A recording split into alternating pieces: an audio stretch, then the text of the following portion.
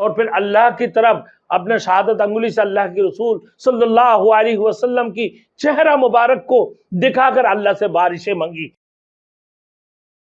Thanks for watching. Don't forget to like, comment, share and subscribe to Maulana Habibullah Rohani official. میرے دوستوں، ایک دن کافروں کی ایک جماعت وہ آگے قریشوں کی، جو آنے کے بعد کہنے لگا بھائی مکے میں تو بڑے قحط سالی ہے اور بارشیں نہیں ہیں، آپ ذرا دعا فرمائیں کہ تاکہ بارش ہو جائے۔